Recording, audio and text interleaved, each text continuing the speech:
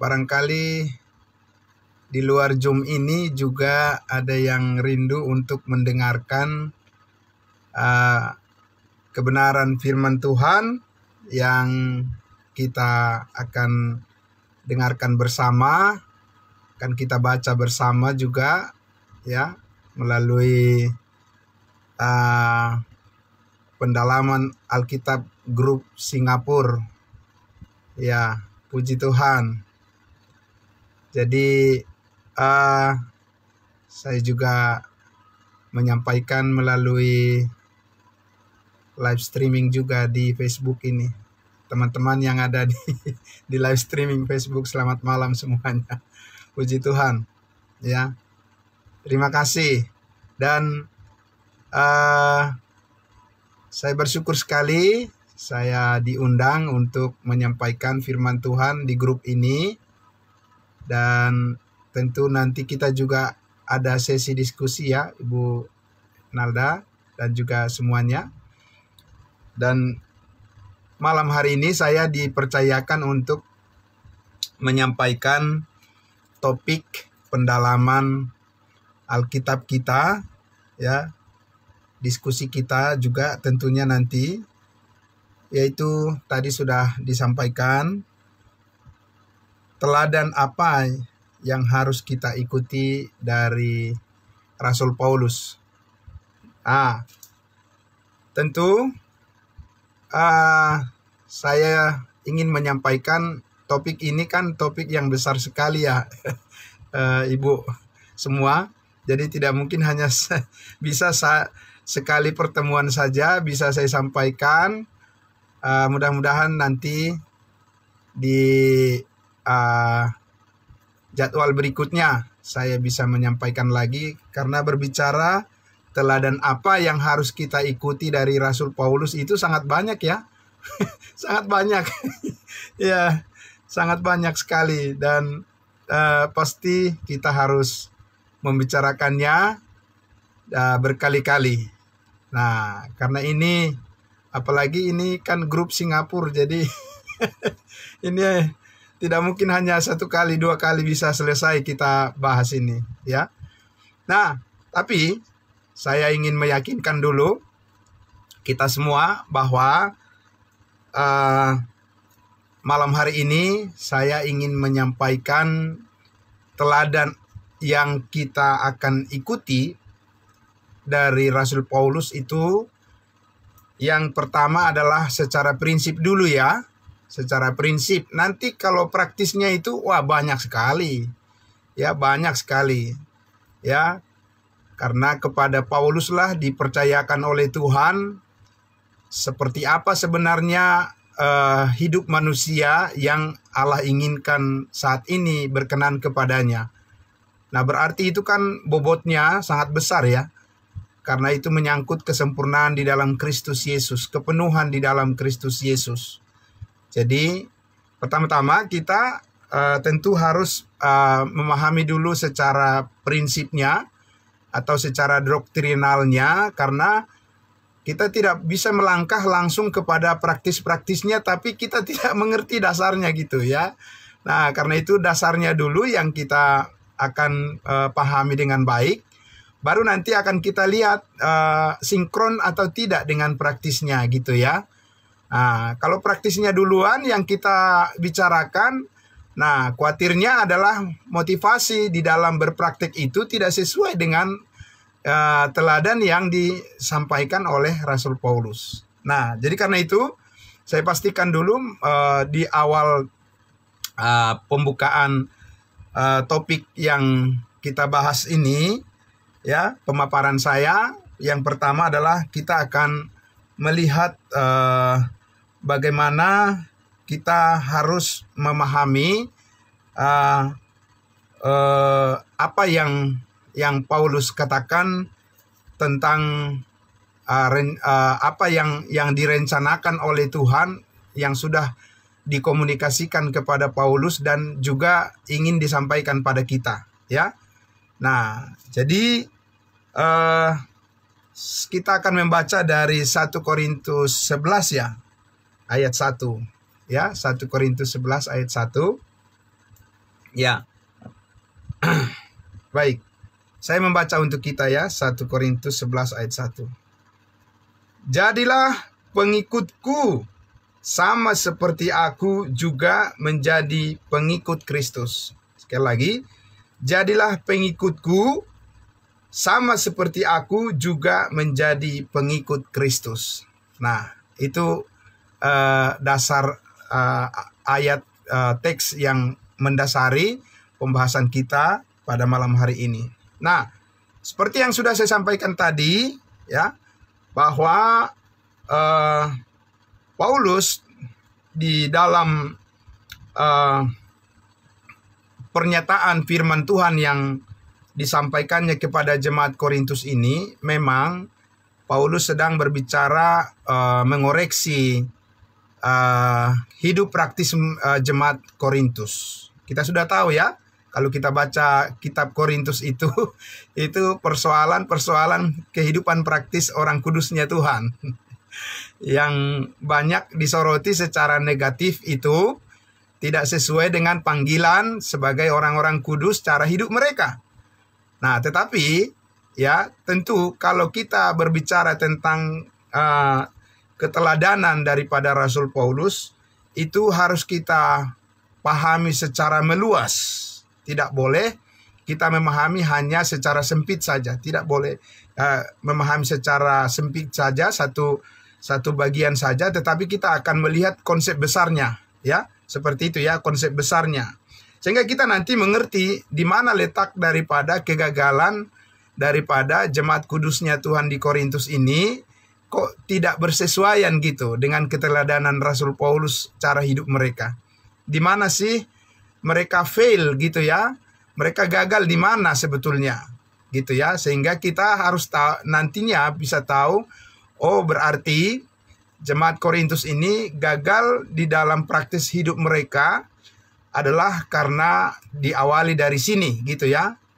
Dari apa? Dari prinsip tentunya. Prinsip tentang hidup keteladanan di dalam panggilan Allah yang spesifik ya. Yang spesifik secara khusus dikaruniakan oleh Tuhan kepada Rasul Paulus. Nah, kita lihat di situ Paulus katakan jadilah pengikutku. Nah, jadi ini berbicara tentang follower, ya, follower. Biasanya kalau ada YouTuber itu sangat menginginkan banyak followernya, ya, pengikutnya di medsos itu. Nah, jadi Paulus katakan jadilah followerku, ya, pengikutku. Nah, ini tidak pernah disampaikan oleh Petrus. Pak Petrus tidak pernah mengatakan kepada pendengarnya, kepada jemaat yang dia layani, jadilah pengikutku. Tapi Paulus itu dia penuh keyakinan, penuh keberanian, ya. Dia mengatakan jadilah pengikutku, ya. Nah, tentu sekali lagi Paulus itu mempunyai alasan mengapa dia mengatakan memanggil jemaat-jemaat Tuhan untuk menjadi pengikutnya. Karena dia katakan di situ apa? Di ayat 1 tadi, jadilah pengikutku sama seperti aku juga menjadi pengikut Kristus. Jadi dia punya alasan, ya. Jadi Paulus itu punya alasan memanggil jemaat kudusnya Tuhan untuk menjadi pengikutnya karena Paulus itu adalah pengikut Kristus. Nah, kalau kita tanya, memangnya Petrus bukan pengikut Kristus? Ya, pengikut Kristus. Tetapi di sini kita lihat ada satu pernyataan yang spesifik daripada Paulus tentang panggilan menjadi pengikut Kristus. Pengikut Kristus sama seperti dia adalah pengikut Kristus, itu memberikan suatu pesan, ada cara hidup yang berbeda yang Tuhan sampaikan kepada Paulus, ya. Ada keunikan cara hidup yang Tuhan Yesus sampaikan kepada Paulus agar itu diikuti oleh semua orang yang mendengarkan pemberitaan dari Paulus. Begitu, ya. Nah, ada keunikannya. Nah, ini yang sangat penting kita lihat nanti, keunikannya apa, ya. Karena ini menyangkut cara hidup, ya, cara hidup mengikut Yesus. Bukan cara hidup mengikut Paulus, tidak. Ya kan? Cara hidup mengikut Yesus tapi melalui apa yang dikatakan oleh Rasul Paulus. Karena Tuhan Yesus memberikan wahyu khusus kepada Rasul Paulus, ya, yang berbeda dengan rasul-rasul yang lain. Nah, itu maka dia berani mengatakan jadilah pengikutku, ya. Jadi ini sekali lagi kita lihat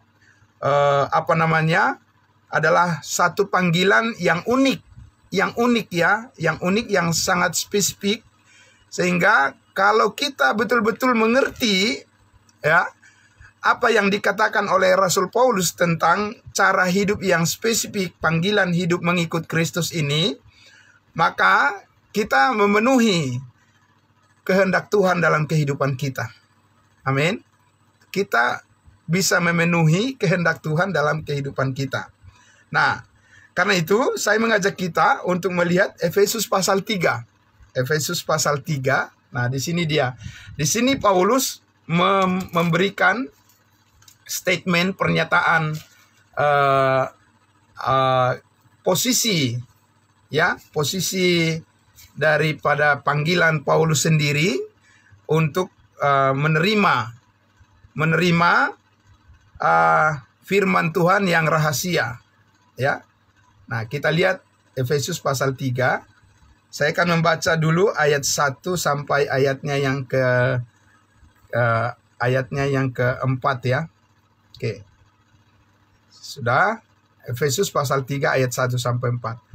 Itulah sebabnya aku ini Paulus, orang yang dipenjarakan karena Kristus Yesus, untuk kamu orang-orang yang tidak mengenal Allah.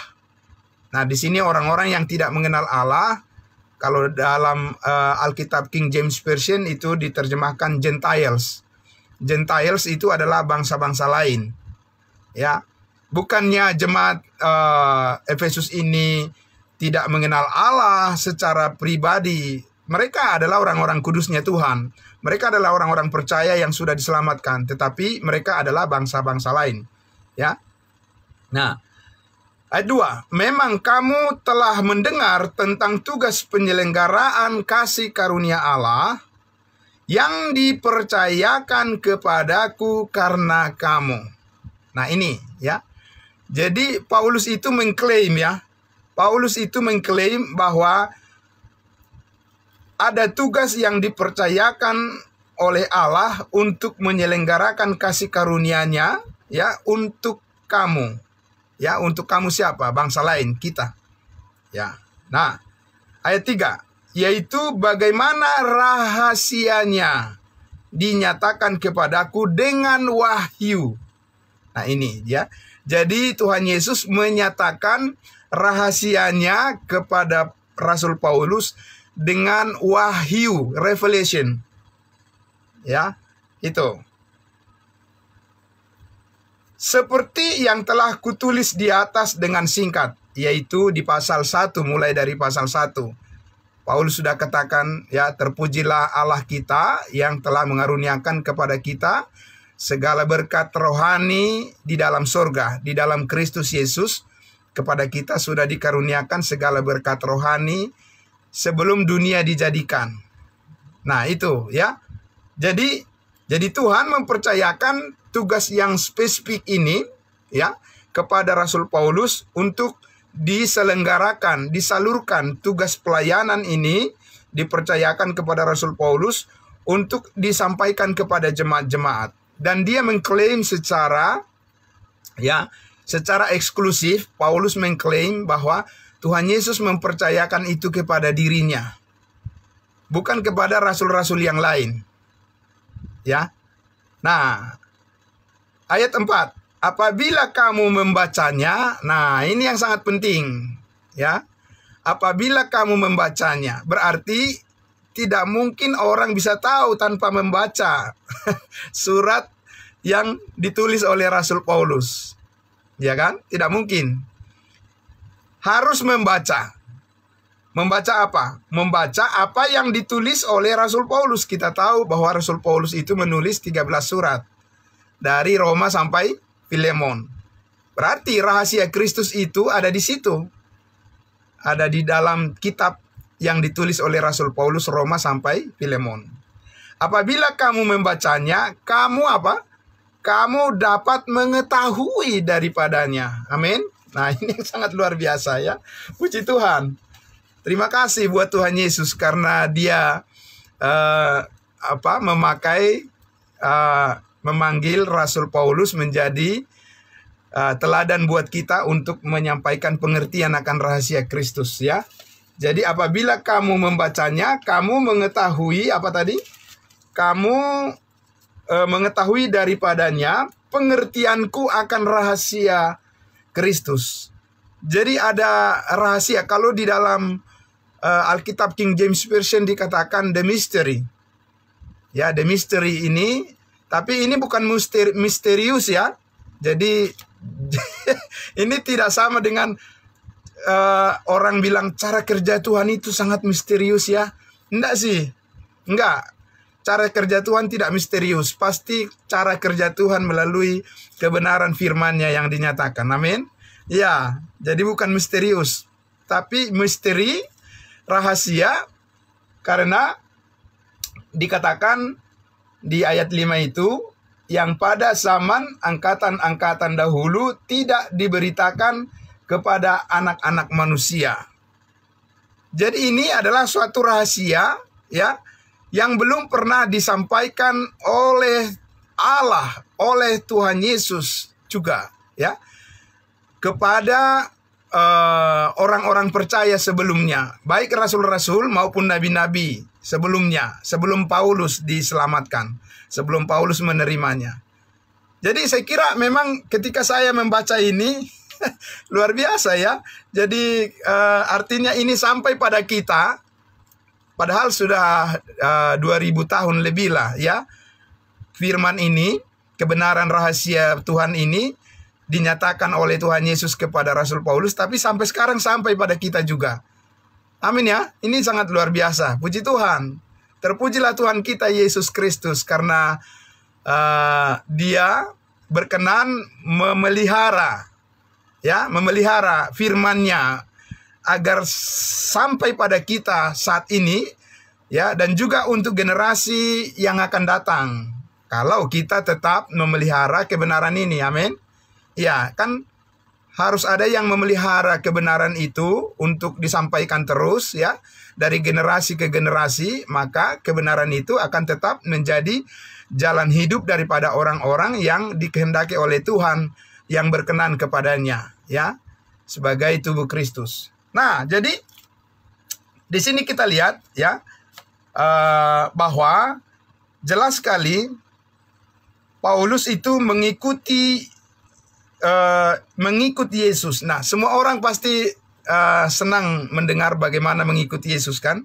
Dan kita panggil juga orang-orang supaya semua orang mau mengikuti Yesus.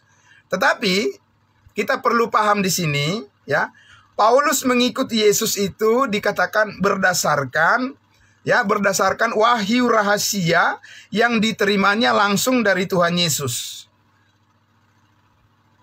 Tuhan Yesus yang sudah mati, dikuburkan, bangkit, naik ke surga dan duduk sebelah kanan Allah Bapa. Itu berbeda dengan pengenalan daripada 12 rasul, murid Yesus. Bedanya di mana? Mereka mengenal Yesus secara jasmani. Ya, mereka mengenal Yesus secara jasmani, mendengarkan firman Allah, mendengarkan firman Yesus Kristus dari Allah yang menyatakan dirinya di dalam daging, firman yang menjadi daging. Itu yang didengar oleh Petrus, Yohanes, dan juga Yakobus dan yang lainnya. Jadi mereka mendengar firman dari Allah yang menjadi manusia. Nah, ya, yang hidup di dalam daging. Tapi Paulus mendengarkan firman Yesus Kristus yang bukan dalam rupa daging lagi, tidak. Tapi mendengarkan, menerima pesan daripada Yesus Kristus, ya, yang sudah bangkit dari antara orang mati dan sudah naik dan duduk di sebelah kanan Allah Bapa di surga. Bukan lagi firman dalam bentuk rupa manusia, ya, Yesus anak Allah sebagai manusia. Jadi unik, itu adalah satu keunikan yang sangat luar biasa. Pasti berbeda, ya. Nah, jadi Paulus itu tidak mengenal Yesus secara jasmani. Ya, jadi Paulus itu tidak pernah menerima firman Yesus Kristus ketika Yesus di dalam rupa daging. Tidak pernah. Ya. Nah, tetapi dia menerimanya sesudah Yesus Kristus dimuliakan di surga. Nah, karena itulah pengenalan inilah yang sangat spesifik, ya, yang sangat khusus, istimewa. Tuhan Yesus ingin agar Paulus menyampaikan itu kepada jemaat-jemaat, dan jemaat-jemaat mengikuti keteladanan daripada Rasul Paulus dalam hal bagaimana, ya, bagaimana melayani Tuhan di dalam konsep kebenaran rahasia ini. Amin. Nah, itu yang sangat luar biasa. Nah, jadi karena itu, kenapa Rasul Paulus memanggil kita harus meneladani dia? Karena Paulus itu ingin mengkomunikasikan maksud Allah yang spesifik, yang khusus itu, yang rahasia itu, yang diterimanya, ya. Dan itu dipertegas lagi oleh Paulus kepada jemaat Galatia, ya. Ini dipertegas lagi. Coba kita buka Galatia pasal 2. Galatia pasal 2 ayat 11. Nah, ini sangat luar biasa ini. Topik malam hari ini dipilih. Saya juga semakin bersemangat gitu ya setelah topik ini. Kemudian saya persiapkan. Terima kasih kepada Ibu Nalda yang memberikan kesempatan buat saya menyampaikan firman Tuhan dari topik 1 Korintus 11 tadi ya. Oke. Mengenai keteladanan Rasul Paulus. Galatia pasal 2 ayatnya yang ke-11. Galatia pasal 2 ayatnya yang ke-11 dan 12. Oke. Ya. Saya akan membacakan untuk kita. Galatia pasal 1 maksud saya. Maaf ya. Galatia pasal 1 ayatnya yang ke-11 dan 12. Oke, saya akan membacakan untuk kita ya. Nah, demikian firman Tuhan. Sebab aku menegaskan kepadamu saudara-saudara, bahwa Injil yang kuberitakan itu bukanlah Injil manusia. Nah, itu jadi penekanan daripada Rasul Paulus di sini. Dia menepis gitu ya. Dia menolak anggapan bahwa ya yang diberitakan oleh Paulus ini adalah tentang Yesus sebagai manusia di dalam daging. Pemberitaan tentang Yesus sebagai manusia yang hidup ya sebagai manusia di dalam daging. Paulus katakan bahwa kabar baik yang dia sampaikan bukan menyangkut hal itu. Tidak, ini hal yang berbeda. Ya. Ayat 12-nya dikatakan, karena aku bukan menerimanya, menerima apa? Menerima Injil, ya Injil yang diberitakan Paulus dari manusia. Wah, luar biasa. Puji Tuhan, ya. Dan bukan manusia yang mengajarkannya kepadaku. Wow, luar biasa. Ya, padahal sudah banyak orang percaya sebelum dia selamat kan? Sudah ada rasul-rasul sebelum yang sudah mengenal Yesus sebelum Saulus itu diselamatkan. Tapi toh dia tidak menerima pengajaran dari mereka tentang pengenalan akan Yesus. Jelas sekali ini hal yang terpisah. Amin. Tetapi aku menerima Injil itu oleh penyataan Yesus Kristus, revelation. Oleh penyataan, oleh wahyu Yesus Kristus. Jadi langsung dia terima dari Tuhan Yesus. Tapi bukan Tuhan Yesus yang hidup sebagai manusia di bumi ya. Tapi dari Tuhan Yesus yang sudah dipermuliakan di surga. Ya. Jadi di sini kita melihat bahwa Paulus itu bukan menerima pengajaran kelanjutan dari apa yang sudah diterima oleh rasul-rasul sebelumnya. Tidak. Dia tidak belajar seperti kita ini ya, melalui Zoom misalnya ya. Tidak. Atau melalui sekolah tinggi teologi ya, tidak. Atau melalui pendalaman Alkitab. Tidak, ya. Tapi dia langsung menerima pesan dari Tuhan Yesus tentang rahasia, ya. Rahasia rencana program Allah bagi bangsa lain tanpa melalui bangsa Israel. Kalau Petrus, Yohanes, dan Yakobus tidak bisa menyampaikan firman Tuhan di luar daripada rencana Allah yang terkait dengan nubuatan perjanjian lama. Tidak bisa, karena itu adalah satu bagian yang tidak bisa terpisahkan. Bagi bangsa Israel, ya, pemberitaan akan firman Tuhan haruslah terkait dengan rencana Allah berkaitan dengan perjanjian yang sudah sebelumnya disampaikan oleh Tuhan melalui nenek moyang bangsa Israel, yaitu Abraham, Ishak, dan Yakub.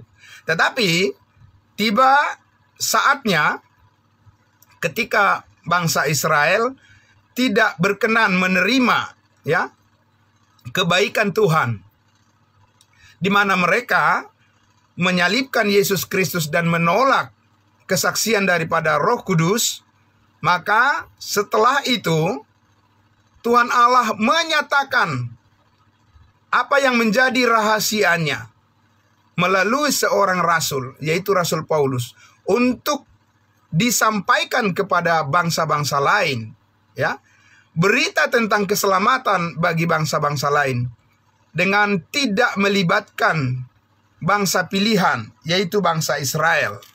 Ya, tidak melibatkan mereka dalam hal ini, tetapi Tuhan Yesus sendiri langsung menyatakan, ya, kehendaknya kepada dan melalui Rasul Paulus untuk disampaikan kepada kita. Tentu melalui pemberitaan Injil kasih karunialah kita ini memperoleh kasih karunia Allah, keselamatan hidup yang kekal, pengampunan segala dosa, dan juga karunia kehidupan yang membangun atau yang membawa kita kepada pengenalan akan hidup yang baru di dalam Kristus Yesus Tuhan kita. Nah, sedikit lagi saya mau menyampaikan contohnya. Ya, kita lihat contoh dulu ya. Contohnya kita akan lihat dulu dari Matius pasalnya yang kelima. Matius pasal 5. Kita akan melihat bagaimana pengenalan yang berbeda yang diterima oleh 12 murid Yesus dengan pengenalan yang diterima oleh Paulus, ya. Kita lihat Matius pasal 5. Matius pasal 5. Kita akan membaca dari ayatnya yang ke-17. Matius pasal 5 ayatnya yang ke-17. Saya baca sampai ayatnya yang ke-19 ya. Matius pasal 5 ayat 17 sampai ayatnya yang ke-19. Demikian firman Tuhan.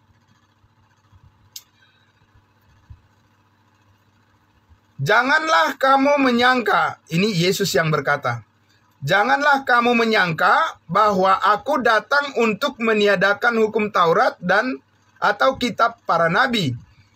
Aku datang bukan untuk meniadakannya, melainkan untuk menggenapinya. 18. Karena aku berkata kepadamu, sesungguhnya selama belum lenyap langit dan bumi ini, satu iota atau satu titik pun tidak akan ditiadakan dari hukum Taurat sebelum semuanya terjadi. Ya, ayat 19. Karena itu, siapa yang meniadakan salah satu perintah hukum Taurat, sekalipun yang paling kecil, dan mengajarkannya demikian kepada orang lain, ia akan menduduki tempat yang paling rendah di dalam kerajaan sorga. Ya, jadi hukum Taurat harus diajarkan dengan baik. Ayat 20. Bagian B-nya. Tetapi siapa yang melakukan hukum Taurat, dan mengajarkan segala perintah-perintah hukum Taurat, ia akan menduduki tempat yang tinggi di dalam kerajaan sorga. Siapa yang yang melakukan dan mengajarkan perintah-perintah hukum Taurat, dia mendapat kedudukan yang tinggi di dalam kerajaan sorga. Gitu ya. Itu yang diajarkan oleh siapa? Itu yang diajarkan oleh Yesus Kristus ketika dia masih hidup sebagai manusia Allah yang hidup di dalam daging. Ya. Manusia Yesus Kristus di dalam daging. Itu yang diajarkan. Nah, sekarang pertanyaannya, apakah memang seperti itu sekarang yang dikehendaki oleh Allah? Yang dikehendaki oleh Yesus Kristus untuk menjadi jalan hidup kita sekarang ini untuk mengenal Dia, untuk melayani Dia. Oke, kita lihat di dalam Roma pasal 6. Ya, Roma pasal 6 ayatnya yang ke-14. Kita lihat Roma pasal 6 ayatnya yang ke-14. Roma pasal 6 ayatnya yang ke-14 dikatakan, saya baca, sebab kamu tidak akan dikuasai lagi oleh dosa, karena kamu tidak berada di bawah hukum Taurat, tetapi di bawah kasih karunia. Amin. Nah, itu sudah hal yang baru. Tidak sama lagi dengan apa yang disampaikan oleh Yesus tadi. Nah, ini firman yang didengarkan oleh Paulus yang tadi, bahwa harus mengajarkan dengan setia hukum Taurat, ya, harus menghidupi perintah-perintah hukum Taurat, itu yang diterima oleh 12 rasul, yang diajarkan, yang dimengerti, ya, yang dipahami oleh Petrus, Yohanes, Yakobus, dan yang lainnya adalah Matius pasal 5 ayat 17-19 tentang bagaimana memelihara hukum Taurat. Sedangkan Paulus menerima firman Tuhan tadi dikatakan, Paulus katakan kita tidak dikuasai lagi oleh dosa karena kita tidak hidup di bawah hukum Taurat tapi di bawah kasih karunia. Nah, kita lihat lagi di Galatia pasal 5. Mari kita lihat di Galatia pasal 5. Galatia pasal 5. Galatia pasal 5. Kita lihat di ayatnya, saya akan membacakan Galatia pasal 5 ayat 1 sampai 4. Galatia pasal 5 ayat 1 sampai 4. Saya baca ya. Supaya kita sungguh-sungguh merdeka, Kristus telah memerdekakan kita. Karena itu berdirilah teguh dan jangan mau lagi dikenakan kuk perhambaan. Kuk perhambaan di sini konteksnya adalah hukum Taurat. Jadi sekarang ini, ya, di bawah kasih karunia, hukum Taurat itu adalah sebuah kuk perhambaan. Berarti harus disingkirkan. Ya. Ayat 2. Sesungguhnya aku Paulus berkata kepadamu, jikalau kamu menyunatkan dirimu, kamu sama sekali tidak akan, Kristus sama sekali tidak akan berguna bagimu. Ya. Jikalau kamu menyunatkan dirimu, Kristus sama sekali tidak akan berguna bagimu. Ayat 3. Sekali lagi aku katakan kepada setiap orang yang menyunatkan dirinya, bahwa ia wajib melakukan seluruh hukum Taurat. Kembali lagi ke kehidupan yang lama. Ya. Dan itu tidak mungkin. Karena itu di ayatnya yang keempat dikatakan, kamu lepas dari Kristus jikalau kamu mengharapkan kebenaran oleh hukum Taurat, kamu hidup di luar kasih karunia. Wow, mengerikan ya. Kalau orang tidak mengerti, tidak mengenal, ya, tidak memahami pengertian yang khusus diberikan oleh Tuhan Yesus melalui Rasul Paulus yang disebut rahasia itu, maka dikatakan kamu hidup di luar kasih karunia. Itu artinya apa? Berarti sia-sia, ya. Tidak ada gunanya. Kan begitu. Nah, jadi kita lihat di sini yang sangat luar biasa adalah bahwa bagaimana kita mengerti, memahami wahyu, revelation yang disampaikan oleh Tuhan Yesus dari surga kepada Paulus itu adalah satu berita yang sangat berbeda, ya, satu berita yang khusus untuk kita perhatikan dengan baik, ya. Nah, kalau kita lihat tadi di Galatia pasal 5 itu sebenarnya adalah bentuk daripada teguran keras daripada Paulus.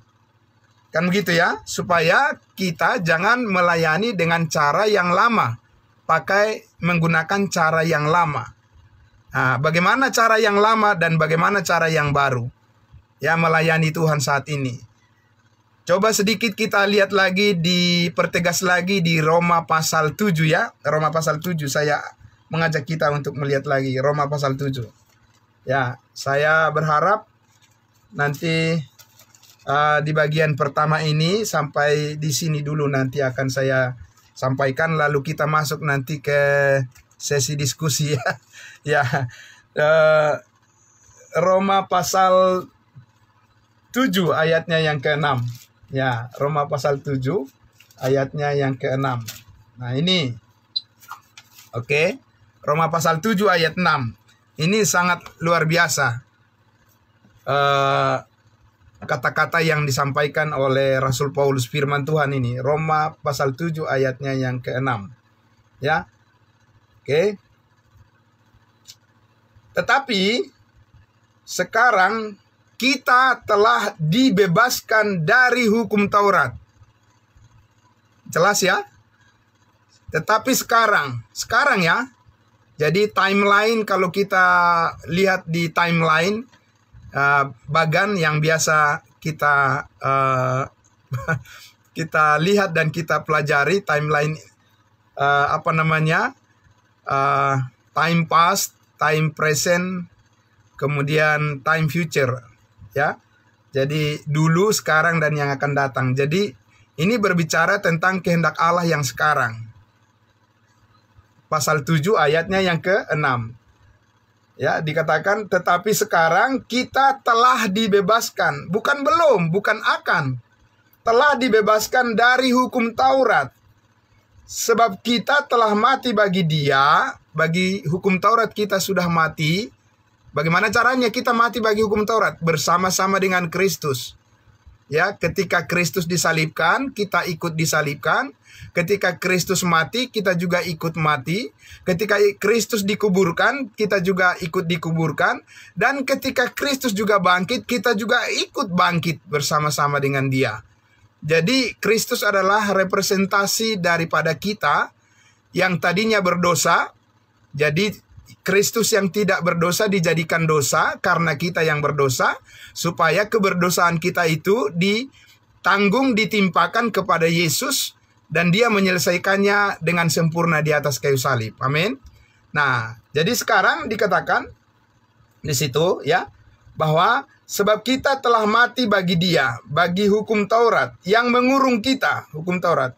Sehingga kita sekarang, ya sekarang lagi ini, melayani dalam keadaan baru menurut roh, dan bukan dalam keadaan lama menurut huruf hukum Taurat.